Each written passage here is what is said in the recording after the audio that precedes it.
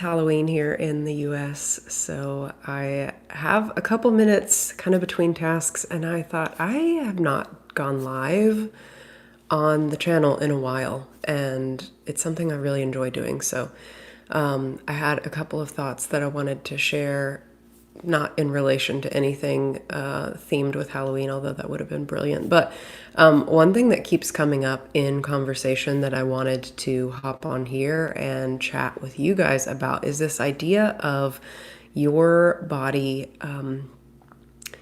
feeding you misinformation. I don't have a better way to say it. We talk about it being like misfiring signals or misinterpreting the signals that you're getting.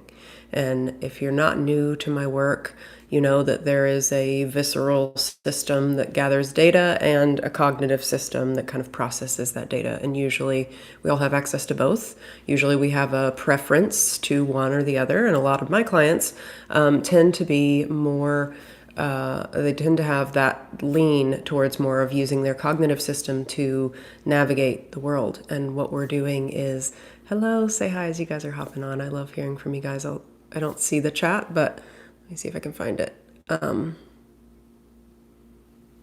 Hopefully. Anyways, what I wanted to share is the distinction that often gets overlooked, or that has a lot of the members in my work say something along the lines of, yeah, but that's not what I'm feeling. That's not my reality. And so they think that they are having to go against their gut instincts, when the reality is more likely that there has been a disconnect for so long between these two systems that you're either getting misinformation fed to you from the visceral system, as in you're triggered, you are experiencing the symptoms of being activated when it's not necessarily contextually appropriate. It doesn't necessarily have to do with that situation. A lot of times when we call that being triggered, most people have that terminology these days. Or you are not able to work through the information that your body is sending you. So you may think that this feeling means that's scary, don't go there, when if we really zoomed in on it and got clear on what that feeling meant, it means, ooh, I've never experienced this before. It feels exciting. A lot of times these sensations that we have stored in our body have multiple variations or multiple meanings, and the one that we have chosen is the one that is giving us the results that we're getting currently. So the way that the brain and the nervous system works is that it's all about what's the word? Ease, automation, not having to think too much. You don't want to have to expend too much energy or thought to come to the conclusion. So if you know that the red stove is hot, you're not going to touch it every time to know if the red stove means hot. It doesn't necessarily mean that red everything means that it's going to burn you. And being able to tell the difference between those two things may seem simple in that analogy, but when it comes to our emotional experience of things, a lot of times something that is a red circle may not be hot, but you have associated it with a hot stove and you're not going to be burned again. And so that is what I mean by kind of misinterpreting the signals that you're getting. It doesn't necessarily mean that she's not interested. It means that she needs more information. She needs the process to slow down. The feminine loves to stretch out the process because for her, it gives her time to drop in and feel through all of those experiences that she's wanting to have and kind of suss out the data that she's needing, because she is probably more viscerally oriented. She's picking up data points from her visceral system, maybe more than you are. And if you're able to be with both of those and kind of put those two pieces back together, I always use that hand gesture to kind of put your head back on your body and reconnect it so that the energy is, or so that the information is flowing correctly. Not only will it help with the amount of time that you spend feeling triggered, but also helping you move through those triggers in a way that's more effective and gets you to the end result that you're looking for. A lot of times when people are starting to work with me one-on-one or with myself and Andrew, something that we see a lot of times is that they experience certain triggers and they make it mean something. And when we're able to kind of navigate that experience and stretch it out a little bit and really map the terrain a little bit differently, what they understand after that is that there has been either a misassociation with that information that their body's been giving them, or that they don't necessarily need the trigger to be that activated all the time. And that's the beauty of doing somatic based healing, is that you're able to go in and not only connect to some of these sensations, but you can also release some of them. And that's one that I don't think we talk about enough. I talk about it a lot on this channel. I feel like I'm always talking about that. But the biggest benefit of doing the somatic based work is that once you're able to process that information, it's like your body gets new data to work with. It's like a software update, where you've been running old software and wondering why things are lagging, why things aren't working correctly, why things are crashing. And then you get a new software update and it's like all of a sudden things are functioning better. Most of the time, that's how that works. But for this analogy, I'm just going to say that that is how that works. Viscerally, we need to go in and update the software and what you're making that software mean so that it can run more effectively. And what I have observed in the people who have done one-on-one work with me in the last 6 months or so is that there is a distinctive difference in their countenance. When they show up, they just have a calmer vibe about them. And this is, I don't talk about anyone specifically because I try to keep it something that's aggregate enough that, that I can say these kind of things. But this is what I notice overall, is that there is, the first like 3 or 4 sessions are a little bit intense. And once we can sort through some of those experiences that they've had and do it together, it is like a new person has inhabited their body. They start showing up differently. I notice, wow, you just seem more relaxed. You seem more centered. You seem more grounded and present, and like you're able to be with new information. And usually the new information is like connection points, like humor, or they're making jokes. They're showing up more jovial. They're just able to like play and engage in a different way. And something that I hear from them often is that people are engaging with them differently. And I don't know that they've necessarily made the connection that how they're showing up is inviting new points of connection that maybe they hadn't been aware enough to invite previously. So they've, maybe had this wall up where people would have been engaging with them a certain way. We don't know. I'm not blaming them. But once they're able to kind of drop that wall a little bit more, and people can see them more clearly and they start engaging differently, it just creates an entirely different dynamic. And I love seeing that. And I have, in my experience, the only thing that I can associate it with is doing this deep inner work. It's not a thought exercise so much as it is really pulling out the information that you have been working with and looking at it, getting to the heart of why you are experiencing those moments of activation and trigger and what you need to do with them. Because I truly believe the nervous system is supposed to be kind of this like up and down. It's not like it's always hunky-dory or that it's always the worst thing ever, but it is supposed to be kind of this up and down. And our ability to tolerate both of those, we have to have some like stress that allows us to focus on tasks and get stuff done. And then we also have some relaxed time that is a little bit more like, I don't have a ton of activation. I'm not going anywhere. I don't need to be moving in any direction. I can just like be here and be okay. Our ability to be with both of those is built into the system. A lot of times for the people who find my work, they're either like up here at the top all the time and they're sort of in this plateau of redlining and not able to be in their body because it's super uncomfortable. When you're triggered like that, the being in your experience or in your body is the last place that I want to be. So I'll just speak for myself on that one, which is why they often are trying to like think their way through these things or really just like process what's going on. The problem is when you're using that old software or faulty data points, you're not able to get to the resolution that would allow you to come back to the state of neutrality or rest like you're supposed to, like your system is designed to do. And what we do is go in and kind of like help that along so that you're able to work with new information and really allow your body, your nervous system to relax and rest. And that's what allows you to show up more grounded, more secure within yourself, less like you have to engage in that particular way. And a lot of times, too, I notice that people have a way of knowing their patterns. They are quite aware of what they're doing. It's like they're watching themselves do it and they're confused as to why they are doing it.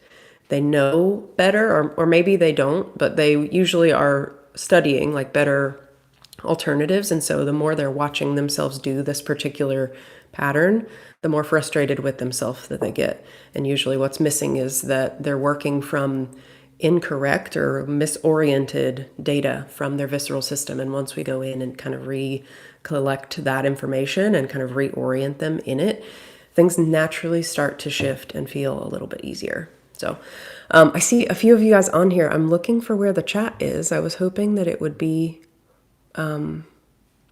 here, but let me know where you guys are tuning in from. I'd love to hear. I'd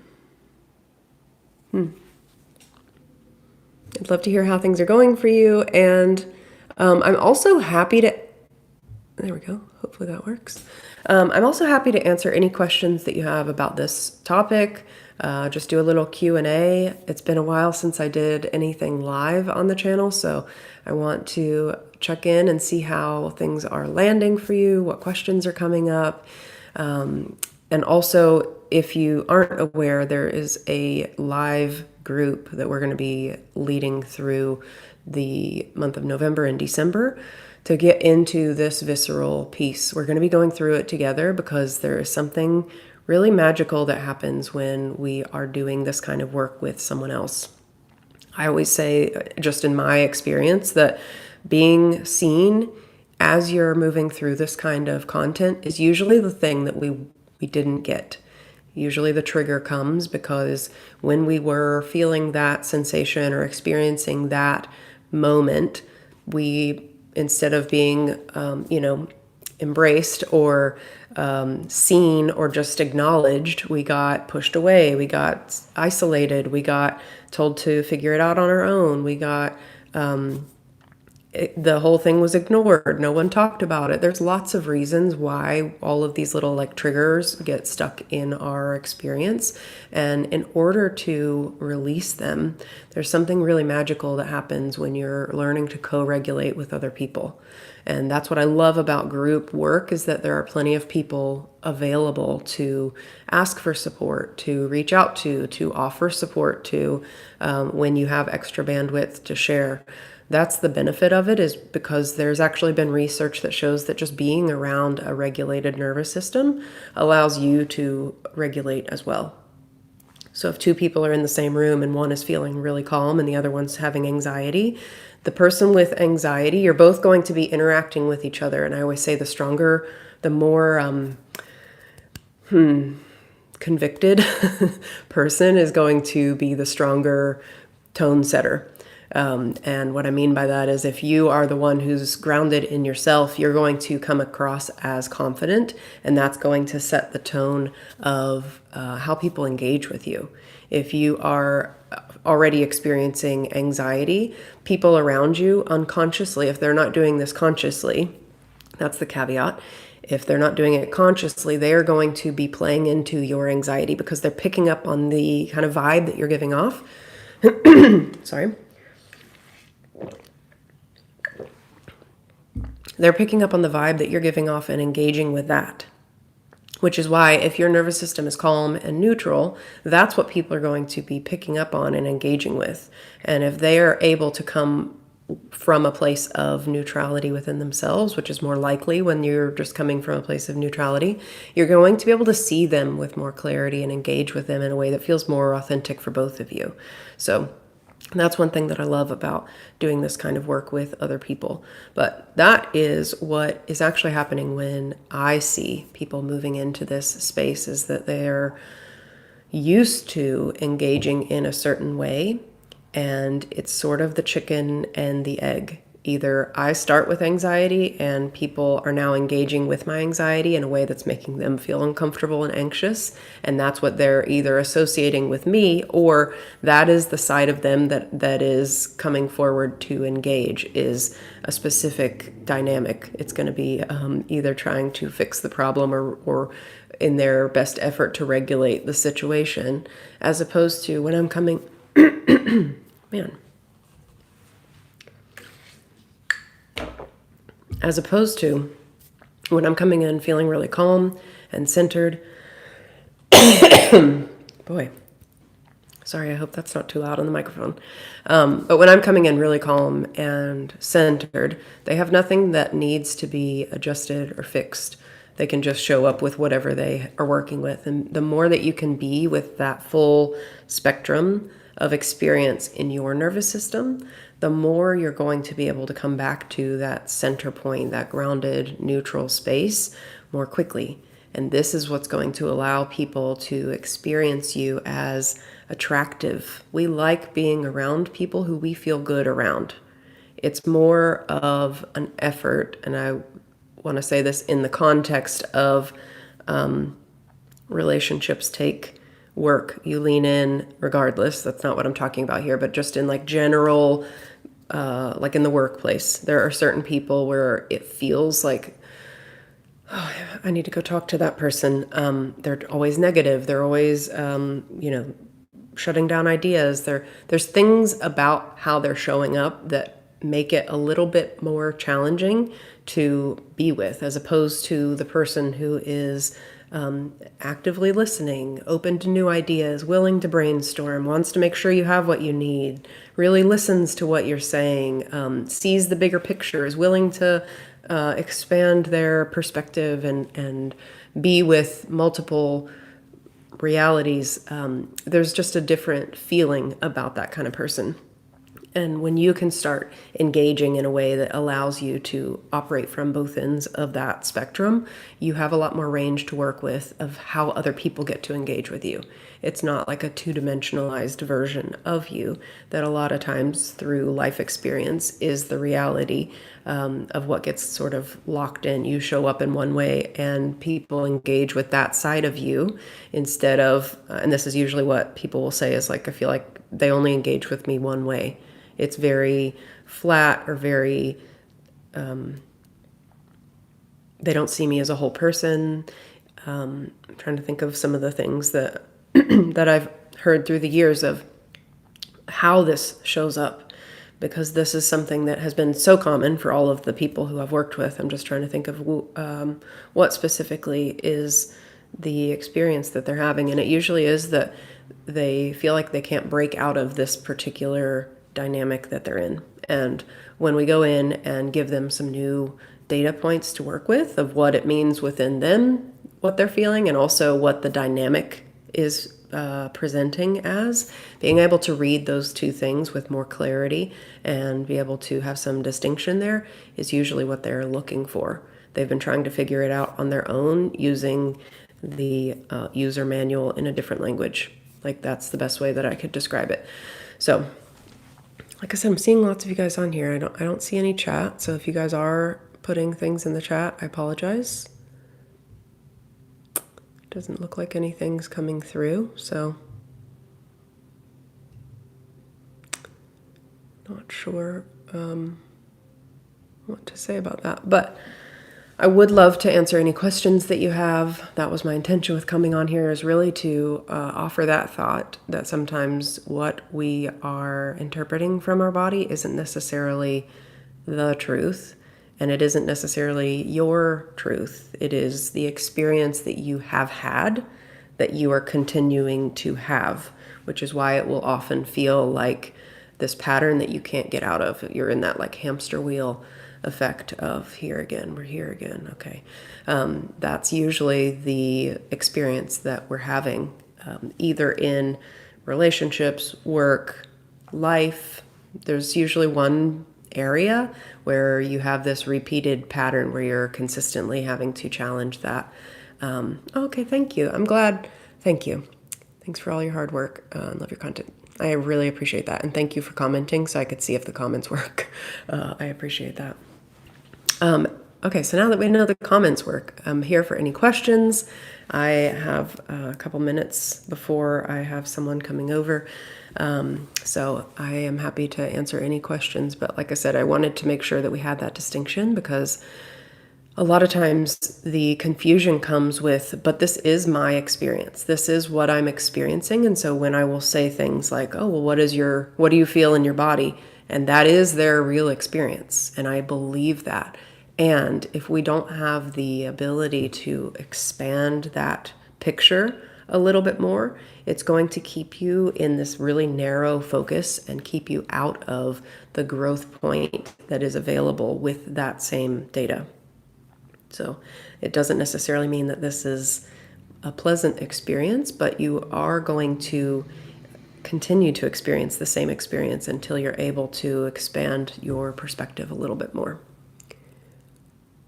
Likewise with what's said above, your content's been very helpful for me. I just need to apply it better, really connecting my mind and my body. Oh, amazing. Thank you guys. That's so encouraging. If you are looking for application support, that is something that I really love helping people with, and the group is a really great place for that. Not to say that the group is exactly what you're needing, but I would definitely encourage you to check it out because I am building it with the intention of creating a space for the conversations that I've been having for months and months now on repeat to be had with multiple people at the same time. And the beauty of that is that you will hear your story in someone else's.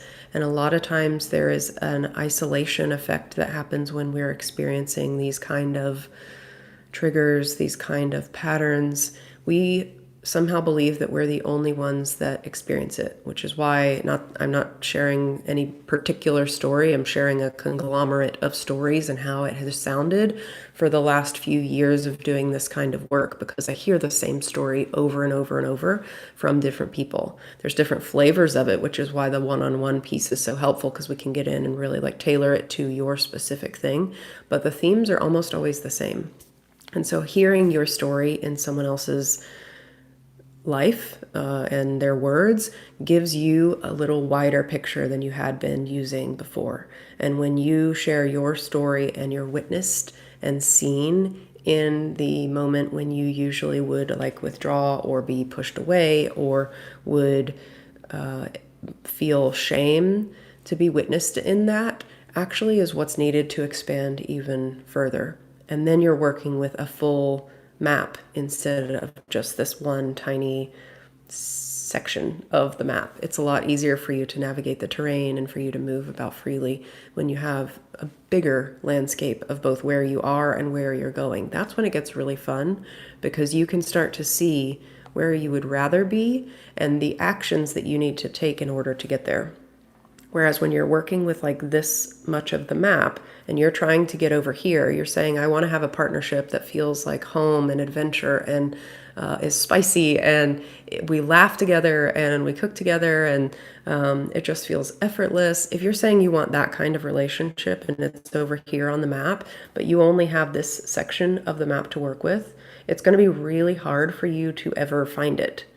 Not through an issue with you. It is just situationally, every time you try to move outside of this area, that's usually what's going to cause the trigger to come up. Kind of like an electric fence that keeps you in. And it's going to continue to feel a little bit elusive. And what we're doing is coming in and just expanding your perspective so that you can see like, oh, here's where I am and here's where I want to be. And here's the exact steps that I need to be taking in order to get there. Usually the people who are coming into my actual work, it's really that they're like 5% away from where they want to be. They're actually like up here and they want to be over here, and they just needed like a half a step to the left, and then there they go. The reason that it's so frustrating is because they're like, I feel like I'm so close, and yet I'm not getting it, which I'm interpreting as I'm so far away, when the reality is I can see the landscape and I'm like, oh, you're right here and you want to be over here. You just need to step over here and here we go. Which I use that analogy a lot, but that is how it feels when I'm working with these people, because they are actually quite close to where they want to be.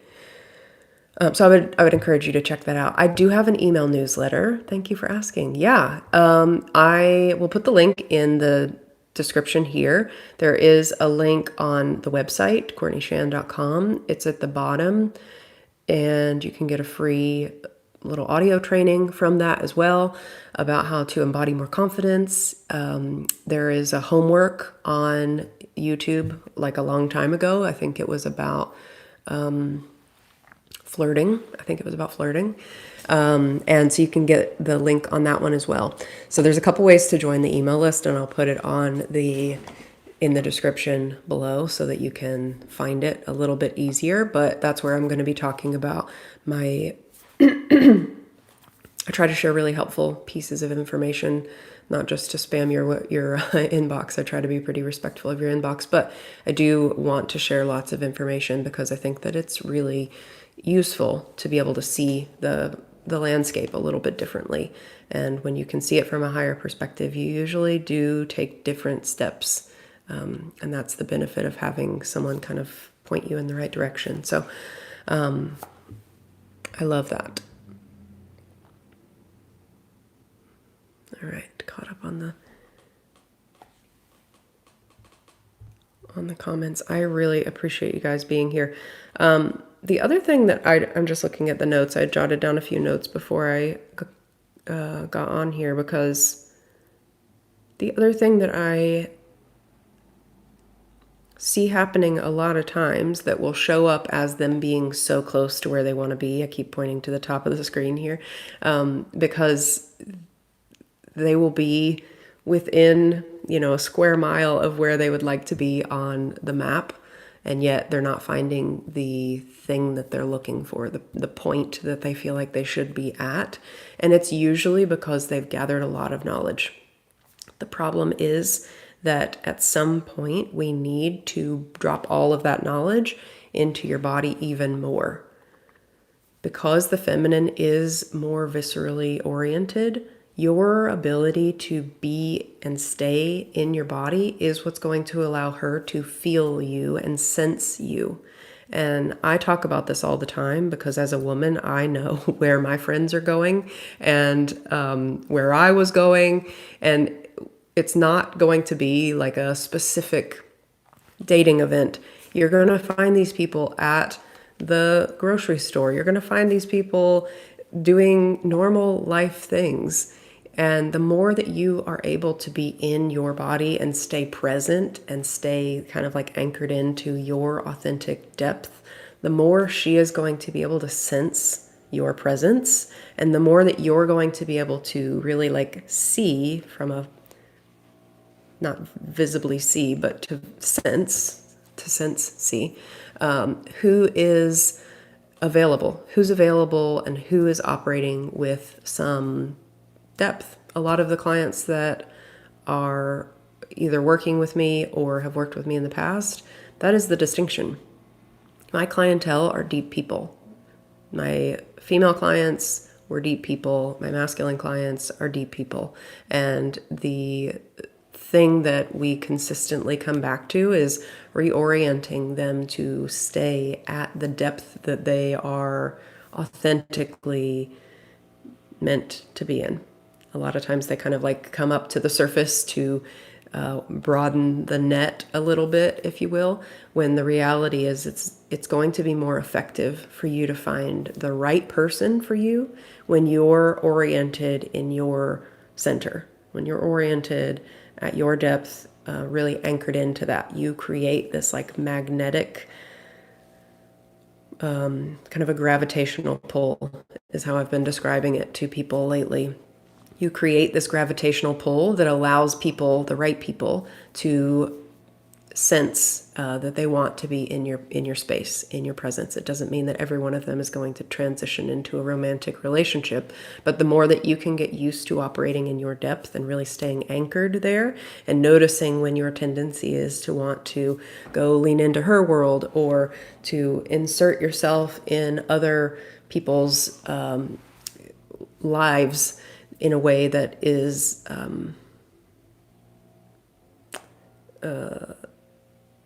that has not all of you show up. And I think you know what I mean. A lot of times in the nice guy material, they talk about that of being people pleasing or abandoning your life to go take care of hers. It's that feeling. What we want is for you to stay grounded and centered in yourself and allow people to observe you and be invited into your space just as much.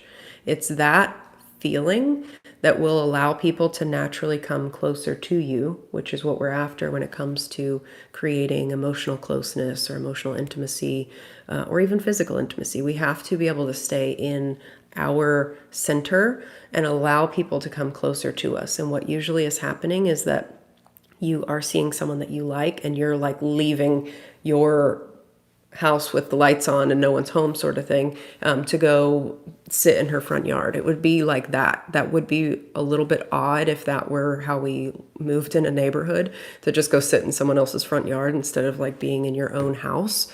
And yet that's how people operate when it comes to trying to connect to other people. And so what we need to do is to be in your house, welcome her into your driveway, your yard, your house, whatever, but that you invite someone in just as much as you would be invited into their space. So it's kind of an odd analogy, but I'm going to stick with that one for right now.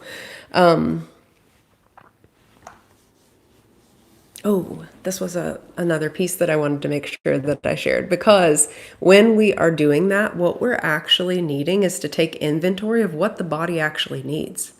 When we are either triggered or leaving our center, there's kind of this pulling of ourself out of our center that happens a lot of times in dynamics. And when we can see it as a dynamic, that is when things get a little bit easier to navigate, because usually it's different to be walking around in the middle of the woods versus having a topographical map where you can see like, okay, we're coming up on a hill here, or there's a tree line over there that we need to make sure that we steer clear of.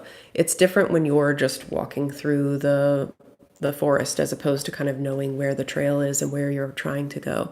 And what we're needing to get more clarity on is what the body actually needs while you're triggered.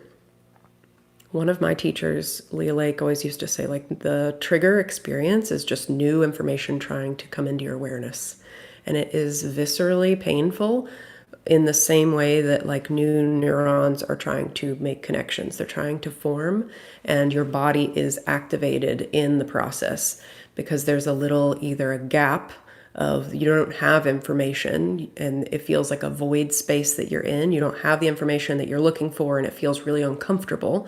Or there is kind of this like tangled knot of information where you're having to really kind of like peel it apart and get clear on what's happening. But either way, if you're able to stay in that space and in that process, over time, you will get the new information that you were needing. And that is the medicine, if you will, for that particular trigger.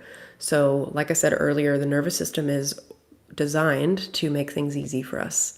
It wants to know that every time I touch a red circle, it burns me. I'm not going to touch a red circle. That is the like simple association that gets made. And so if you're willing to go through this process, the somatic work, you're upgrading the information, the data points that it is using, so that it's no longer every red circle is hot. You're able to see like, okay, well, that's just construction paper. That's not going to burn me. Or that's someone's t-shirt, that's not going to hurt me. You're able to have a little bit more finesse and a little bit more nuance as you move through the world, so that not everything is going to be scary and feel like it's going to burn you. And the same thing is true when it comes to sticking with the process when you're triggered. When you have the information that you were waiting for to come through, you can now apply it to that trigger, so that next time you experience that trigger, you're going to be able to say, wait, this isn't what I thought it was last time. I'm going to pause a little bit and create a little bit of distinction and allow there to be some space. The more often that you do that, the faster that you get at that process. That is what people are looking for, your ability to shorten the time period of being triggered, so that it's no longer a triggered experience anymore. It moves back into the background and is running on automation all the time, so that you are kind of like up-leveling each time. So let me know if that makes sense. I'd love to hear. This is really also where the relational experiencing work comes in. The process that I use, I have kind of called it relational experiencing because it is a perspective shift that you're needing to have. A lot of times you are only operating from one perspective when you're triggered.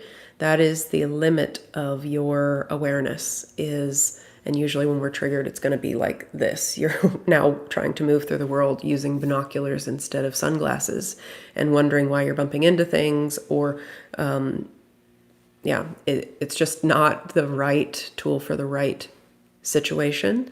And what we need to do is to put sunglasses on and be able to see, oh, okay, the depth perception is back online. I can tell where I am in context to the plant or the tree or the car, whatever it is that you're coming up on. But you won't be able to do that if you are continuing to experience that trigger moment. You're going to continue having like your focus be so narrowed because that's what your body does when you're triggered. Everything else is screened as not important, and we need to focus on what the problem is so that we can solve it and move through it. The last thing that you will think to do, it's so counterintuitive in that moment, is to sit down and rest because your body is primed for fight or flight. You're going to be wanting to do something. Instead, we need to take the binoculars off and expand our perspective a little bit and often wait for some new information to work with. That process is painful because we have to be with in those micro moments of that happening. And it can be anywhere from 60 seconds to 3 or 4 days of that like feeling coming up. Usually that time period gets shorter and shorter in my experience, which is a good thing. But it viscerally is very painful in the meantime because our body is like looking for new information to work with. It's wanting to take action and do something, and we don't have an action to do. And so that is usually where I think a lot of times people get stuck, is that they're consistently trying to solve for the wrong problem. Again, this isn't because you're doing it wrong. This is just the way that triggers work. This is how we think intuitively we need to do something because we're listening to those cues from our body. But when we're getting faulty signals from our body, or we're misinterpreting the signals that we're getting, we are going to be kind of lurching around when we need to just like take a moment, scan the scene, see what we actually need to do, and then take more appropriate action. Our ability to be in those moments in between is critical. And this is where I find having that co-regulation piece is so helpful. And if you guys are just hopping on that co-regulation piece, there's research that shows that the strongest kind of signal from the nervous system is what's going to set the tone for the room. So if nobody's paying attention to it and someone with anxiety walks in, everybody's like, do you feel nervous? I feel a little nervous. Or if somebody's really like grounded and confident, everyone pays attention to them because you feel their presence coming in. It sets a different tone in the room and almost allows you, depending on if it's a like genuine confidence or if it's kind of an arrogance, there's a different flavor there. But if it's a genuine confidence, it's usually because they feel really solid in who they are. They're clear on who they are, they're clear on who they're not, which means that you can engage with them and have some contrast, and it gives you a reflection of who you are in comparison or in contrast to the experience that they're having. So that's where the relational experiencing piece can be really helpful, because when we can put ourselves in a different position in the same scene and see different aspects that we hadn't noticed before, we can see different information points, we can see how we've been responding, we can see the dynamic a little bit more clearly, then we have the information that we're needing to move more intuitively. If you were my teacher, I would be your best student, guaranteed. Thank you. I appreciate that. I really appreciate that. I do my best to explain things, and it works for some people and it doesn't for others, and that's okay. So I'm glad to know that it's finding the right people. That means a lot. And you're welcome to be a student. That's always an option. That's what this group is for, is I want to create a community of people where they get to come learn these things and really shift what they've been coming to this channel for. Because this conversation keeps up-leveling, the channel I keep wanting to bring new pieces of the conversation forward, and I want for that to be something that we can all move forward with. So I would love to have you if you want to check out the group. Yeah, it's always fun too to meet people in person. I love when people book discovery calls and they let me know what their username is so that I can put a name and a face together. Because a lot of times if I'm engaging with people, it's just through their YouTube handle. I don't know who they are. So that's a lot of fun. All right. I think that's all that I had for today. Unless you guys have any other questions, I'm happy to spend the next couple minutes kind of answering some questions about this information. That was what I was wanting to share. I want to open up some space for you guys to share too and be heard. Take a sip of water.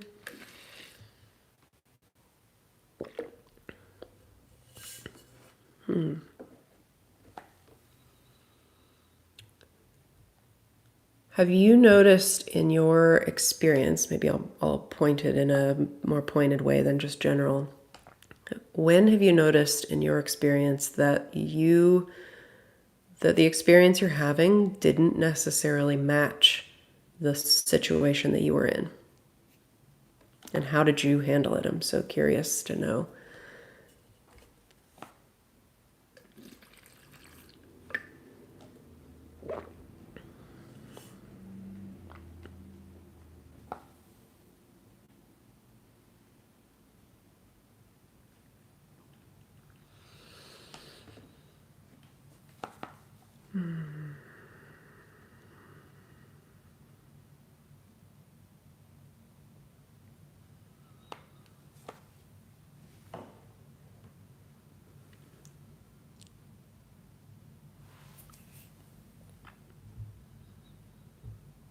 A lot of times it's in my observation, I find that we don't necessarily need more information. We need a different kind of information in those moments. I'm wondering if that's been your experience too. Let me know. Thumbs up, thumbs down. Have you had that experience? Have you not had that experience? I realize it's probably quite a lot to share publicly on this type of platform, so I want to be mindful of that.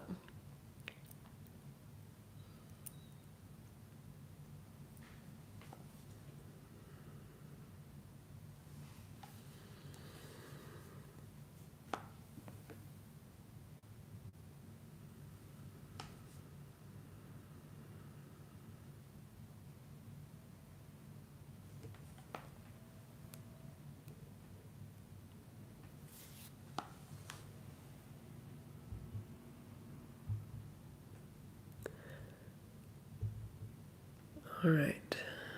Well, for those of you guys that are still here, thank you for staying till the end. I am going to, I don't know if you guys are just typing. I want to give you a couple more seconds to get your thoughts out because I want to make sure that you feel heard. And I don't want for you to be just sitting feeling like you need to fill the space if there wasn't something naturally coming up. So I'm going to give it another minute and then I'm going to hop off here. I've got a friend coming in town to visit, so I'm excited for that. But while you guys are thinking, while you're still typing, if you are interested in doing this deeper work, I did want to let you know that the price goes up tomorrow for the group. So if it was something you were considering, but that finances were an issue, this is the least expensive or most affordable route that I have created. The price is going to go up tomorrow, and it is going to be a group experience, which I personally love, and I realize that that is something that may be new for some people. So if you have questions, feel free to reach out. I'm going to put all of the information in the comments below, in the description below, so that you have everything you need when you're ready to take action. I would love to have you there. If this has been resonating, I think that you'll definitely get a lot out of the content. We're going to be going deep into the visceral experience that is continuing to play out, because a lot of times it's not necessarily, like I said, the objective truth or even our truth. It is just our history that is playing out in our visceral system. And the more that we can clean that up, specifically around things like how safe you feel, or how confident you feel in yourself, what was required of you to be in connection with someone else, what the vibe of your house was relationally, some of those stories that you picked up that you may still now be playing out in your adult relationships, what closeness meant, what closeness looked like. If that is something, I see that as a pattern a lot of times for people, where they either struggle with kind of that engulfment or enmeshment dynamic, where I just want you to like just be in my skin almost, or where you keep people a little bit at an arm's reach because maybe you're afraid of that experience. Either way, we can recalibrate that pretty significantly doing this kind of work. The other thing that we're going to be focusing on is this idea of competition and scarcity, and what you actually want in a relationship. A lot of times the people who find this channel have a history of either they resonate with the nice guy material in the people-pleasing behaviors, or the overgiving, or feeling like it's hard for you to set boundaries or speak up or assert an opinion or be decisive. All of those things are usually traced back to experiences that we had that conditioned us that that's normal, or that that is the only way that we need to move through the world. We have old software running in the background that's showing up in our adult relationships. And so when we can go in and clean that up viscerally, where that's no longer like a snag for you, it's not kind of like pulling you backwards into a child-like dynamic, you're going to feel a lot more empowered, a lot more centered, and therefore confident, because it's like you're showing up fully. You're able to take bigger risks, or you're able to discern if things are actually a risk or if it really is just you showing up fully. And even having that distinction can be really powerful. So that last piece is going to be around scarcity and competition and what you want in a relationship, so that you can get really clear on if you, and context here, if you've ever had a relational experience where you were afraid to let someone go, even though there was something that just wasn't quite lining up. But you usually will tell the story of like, if I let this one go, it's going to take forever for the right person to come along. This is something that I told myself. This is something I heard female clients say. I've heard male clients say this as well. It's kind of like a universal story that we tell ourselves. We're afraid to let go of what we have because, or we're rather afraid to own what it is we really want, because that would require us to assess, does what I have actually line up with what I want? And if not, what needs to shift in order to move in that direction? And are we willing to risk that, showing up fully with our desires, with our wants, our needs, to get the relationship that we're truly after, that would be really satisfying and fulfilling to be in forever, for as long as we want, and that it can stay healthy. That comes down to our experience of what it means, or meant. Maybe meant is probably a better way to think about it. What it meant for us to express a need, to have needs, to want something that was not just a need. All of those little nuances is where we're going to be getting into in this group. So if any of that is resonating, that's what I have designed this group to be. I realize it's quite a vulnerable experience, but I can assure you it's one that I've heard over and over and over through the years, and so that's why I wanted to bring it in a group format. It's about half full right now, and I'm going to limit the spaces to about 10 so that it does feel a little bit more intimate and like everyone can get their questions answered. And then I'm also doing a group for the other side of the world, Australia and New Zealand. You guys couldn't make it in the US time zone, and so I wanted to be mindful of that. And so we're going to do 2 groups. One is going to be in the Australia New Zealand time zone, and one is going to be in the US time zones. So if they're one of those might fit better than another for you. And if you're interested in the New Zealand one, let me, or the Australian one as well, they're the same. If you're interested in that one, let me know, and I can put you on the list so that you can make sure you're getting all of the information so you can show up to the right calls and at the right time.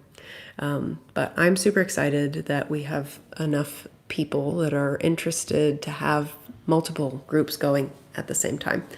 So that's really exciting for me. This is something that as I was putting it forward, enough people were like, oh, that is what I've been struggling with. I've had that experience. I know that feeling, and I am ready to let go of that feeling and get to the bottom of why I keep experiencing that specific feeling.